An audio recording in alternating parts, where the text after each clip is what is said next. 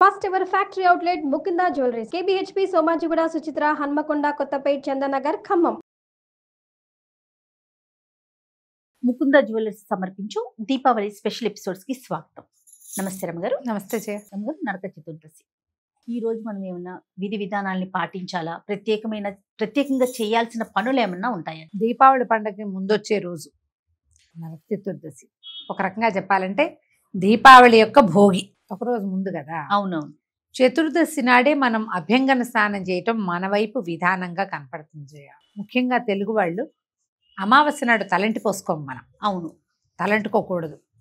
దీపావళి పండగ అమావాస్య నాడు వచ్చింది కాబట్టి ముందు రోజుని మనం ఈ నరక చతుర్దశిని భోగిగా భావించి ఎట్లా సంక్రమణ నాడు తలంటి పోసుకోకుండా ఉండి భోగి నాడు తలంటి పోసుకుంటాం కదా సంక్రాంతి పండగకి, అలాగే ఈ రోజున తలంటుకోవాలి. ఇవాళ విస్తారంగా నువ్వుల నూనె అంటుకుని నెత్తికి, పెద్దవాళ్ళు ఎవరైనా ఉంటే పిల్లలకి చక్కగా కాస్త కుంకుమ బొట్టు పెట్టి తలకి కాస్త నూనె పెట్టి ఓ హారతి ఇస్తే పిల్లలకి ఏమైనా చీడపీడలు ఉంటే తొలిగిపోతాయి. పిల్లలంటే బుజ్జివే కాదు, మనం కూడా పిల్లలమే. మనకు అమ్మలు కానీ పెద్దక్కయ్యలు కానీ ఉంటే మన పైన పెద్దవాళ్ళు ఉండి మేనత్తలు ఎవరైనా పెద్దవాళ్ళు తలకి నూనె అంటే ఇట్లా హారతి ఇచ్చి చేస్తే చాలా రకాల పీడలు తొలగిపోతాయి.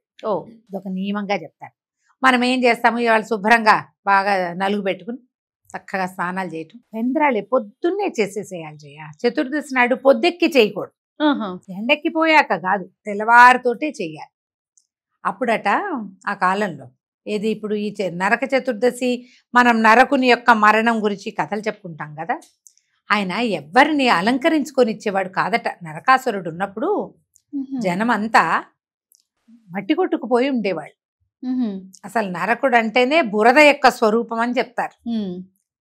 అందుకని ఆ చతుర్దశి నాడు వాడు మరణించాడు కాబట్టి ఆ రోజున హాయిగా అభ్యంగనం చేసి వాడి పీడ విరగడైంది, ఈ మురికి విరగడ చేసుకుందామని అభ్యంగనం చేసుకునేవారు. తర్వాత కాలంలో ఇబ్బంది పెట్టేవాడు రమ్మగారు. అంత ఇబ్బంది పెట్టాడు. ఎంతో మంది కన్యకల్ని అపహరించి నానా గందరగోళం. నరకాసురు చరిత్ర చాలా పెద్దది. అయితే ఈ రోజునే నరకాసురుణ్ణి కృష్ణ పరమాత్మ సంహరించాడని చెప్పబడుతుంది. అందుకని ముందు మనం చక్కగా అభ్యంగనం చేసుకోవటం. తర్వాత ఈ తెల్లవారుజామునే ఇట్లా సూర్యోదయం అవుతూ ఉండగానే దక్షిణ దిక్కుకి దీపాలు పెడతారు. యమదీపాలు అంటారు వీటిని. ఇది ప్రాంతాల వారీగా కనపడుతుంది. కొన్ని చోట్ల నియమంగా చేయాల్సిందేనని చేస్తారు. కొన్ని ప్రాంతాల్లో ఏం చేస్తారంటే ఈ మన గోగు కట్టెలు అవి వెలిగించి దివిటీలు, ఆ దివిటి దక్షిణం వైపుకి చూపిస్తారు. ఎందుకంటే ఇప్పుడు దీనికి ముందు కాలంలో మనకి పెద్దలు వచ్చారు. అవును, ఇప్పుడు దసరా పండగకి ముందు కదా, ఆ దసరా పండుగ మహాలయ అమావాస్యకి వచ్చినటువంటి పెద్దవాళ్ళు దక్షిణ దిక్కుకి పయనమై వెళ్ళిపోతున్నారు. వాళ్ళకి చివరి మార్గం చూపించడానికి ఈ కట్టెలు ఎత్తి చూపిస్తారట. దీపం పెట్టటము యమదీపాలు అంటారు. చతుర్దశి నాడి సాయంత్రం కాదు, తెల్లవారితోటే. ప్రాంతాల వారీగా ఈ పద్ధతులు కనిపిస్తాయి. కొంతమంది అసలు చతుర్దశి నాడు దీపాలే ముట్టించరు. మా ఇంట్లో కూడా లేదు, మేము చతుర్దశి నాడు పెట్టాం, దీపావళి నాడే పెడతాం. మేము అంతేరం గారు, దీపావళి రోజే పెట్టాం. కొంతమంది త్రయోదశి నుంచే పెట్టేవాళ్ళు కనపడతారు.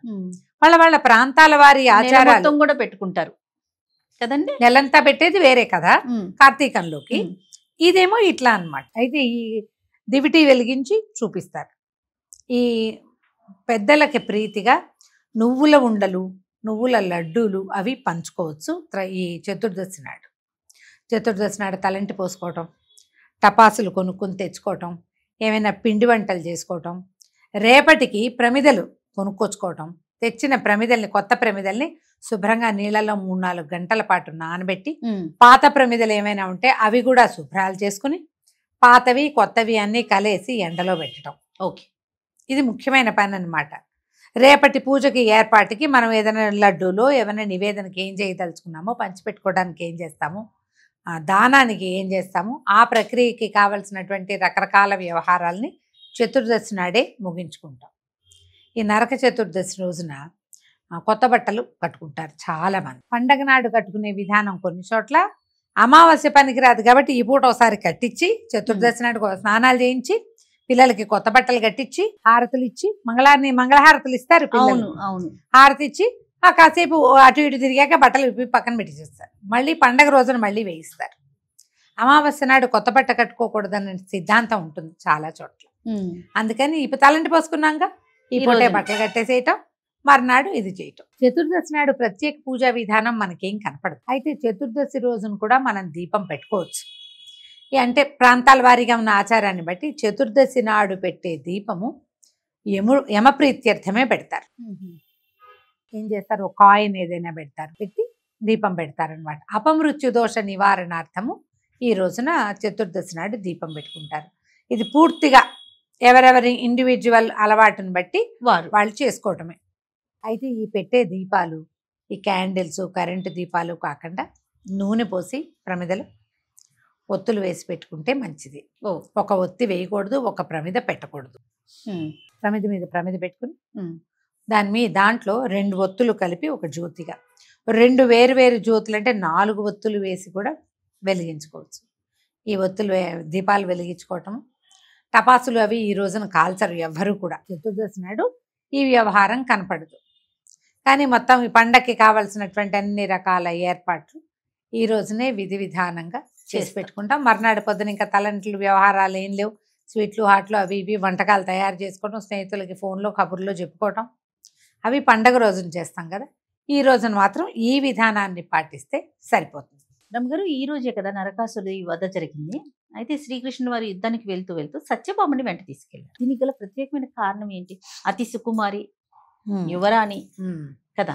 అంటే సత్యభామాదేవి కథల్లో, కృష్ణ కథల్లో మనకు ప్రత్యేకంగా కనపడేది ఏంటంటే, సత్యభామ కూడా యాదవ కులానికి చెందింది. ఆ మిగిలిన వాళ్ళందరూ వేరే వేరే జాతులు వాళ్ళు కదా. కృష్ణుడి భార్యలో అందరూ తలా ఒకరు. వీరిగా కులానికే చెందిన సత్రాజిత్తు కుమార్తె ఆవిడ. అవును, యాదవ వంశానికే చెందింది. మిగిలిన వాడు ఇప్పుడు రుక్మిణీదేవి క్షత్రికాంత కదా. అవును, వాళ్ళు క్షత్రియులు, వీరు యాదవులు కదా, వీరు వేరే.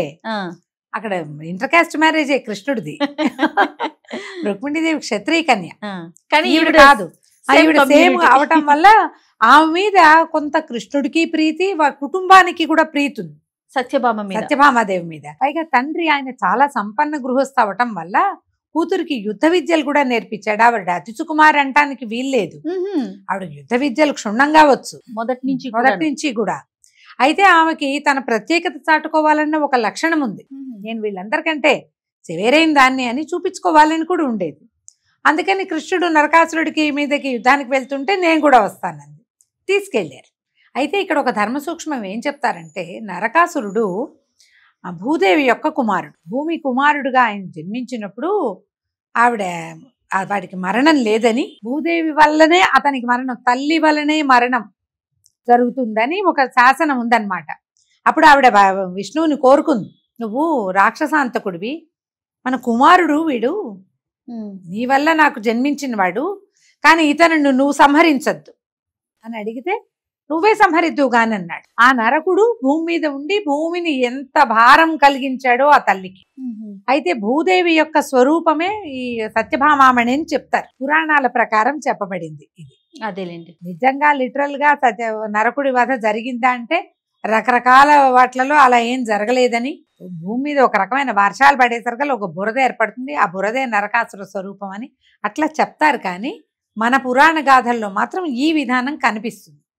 అందుకని ఈ భూదేవి యొక్క స్వరూపం అవతారమైనటువంటి సత్యభామాదేవిని యుద్ధానికి తీసుకెళ్ళాక నరకుడు వీళ్ళు యుద్ధం చేశారు. కృష్ణుడు నరకుడు యుద్ధం చేస్తున్నారు. ఈ కృష్ణ పరమాత్మ కాసేపు అయిన తర్వాత ఇంకా వాడిని ఆగి కొట్టకుండా విశ్రాంతి తీసుకున్నాడు. ఆవిడ రథం తోలుతో సత్యభామాదేవి సారథ్యం వహించింది. అయితే ఆవిడ ఇంతలో ఏమైంది, మళ్ళీ నరకుడు కృష్ణుడి మీద బాణం వేయటానికి సన్నద్ధమవుతుంటే ఈవిడ భర్తను రక్షించడానికి తను వేసింది బాణం. ఎడాపెడా వేస్తే ఒక బాణం తగిలి నరకుడు సంహరింపబడ్డాడు. ఎప్పుడైతే బాణం తగిలిందో అప్పుడు అతను మాతృమూర్తిని గుర్తించాడు. కథలో అట్లా చెప్తారు.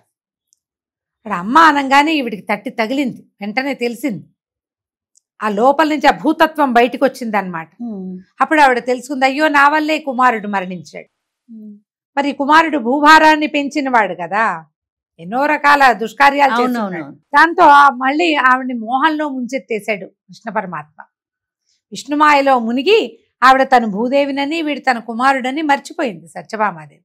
ఆమె బాణంతో అతడు మరణించాడు. సత్యభామాదేవి నరకుడిని సంహరించినాడు. ఎప్పుడైతే నరకుడు సంహరింపబడ్డాడో ఆ దేశ ప్రజలందరూ కూడా అభ్యంగనాలు చేశారు. అతని మరణాన్ని ఏమంటారు సెలబ్రేట్ చేసుకున్నారు. అప్పటిదాకా వాళ్ళకి సుఖం లేదు జీవితానికి. రాజు వల్ల, ఒక రాజు వల్ల రాజ్యానికి సుఖము సంతోషము సౌభాగ్యము రావాలి. అవును. సుఖ సంతోష సౌభాగ్యాలు లేవు, శుభ్రత కూడా లేదు వాళ్ళకి. అతను వెళ్ళిపోయాక, అతను మరణించిన తర్వాత వీళ్ళకి శుచి శుభ్రత సౌభాగ్యము అన్ని అమర్ని. అందుకని వాళ్ళు దీపాలు పెట్టుకున్నారు. అప్పుడు భూమంతటా దీపాలు పెట్టబడ్డాయని చెప్తారు. ఎందుకంటే భూభారానికి పెద్ద కారకుడైనటువంటి నరకుడు మరణించాడు కాబట్టి ఇలా దీపాలు పెట్టుకున్నారు. ఆమె భూదేవి అంశ అవ్వటం వల్లే ఆమెను తీసుకెళ్ళాడని కథనంలో పురాణ గాథల్లో చెప్తారు. స్త్రీ వల్ల మరణం ఉంది, తల్లి వల్ల మరణం ఉంది. భూదేవి స్వరూపంగా కనపడడం మనకి ఇంకెక్కడ కనిపించదు తర్వాత కాలం. ద్వాపర యుగంలోనూ అక్కడ కనిపించదు. అందుకని ఆమె స్వరూపాన్ని, ఆమె యొక్క అంశ మాత్రంతో జన్మించినటువంటి సత్యభామ చేత నరకుడిని సంహరింపజేశారని కథనం, పురాణ గాథ అట్లా ఆ చెప్తారు. విధంగా నరకుడి వధ జరిగింది. ఈ నరకుడు వధ జరిగింది. ఈ రోజునే మనం అందరం చక్కగా నలుగులు అవి పెట్టుకుని మన ఒంటికి పట్టిన మురికి అంతటిని వదిలించుకోవటం, తర్వాత యమదీపాలు పెట్టుకోవటం, పండగకి కావాల్సినటువంటి ఏర్పాట్లు అవి చేసుకుని నరక చతుర్దశిని సుసంపన్నం చేసుకుంటాం. నమస్తే. నమస్తే జీ.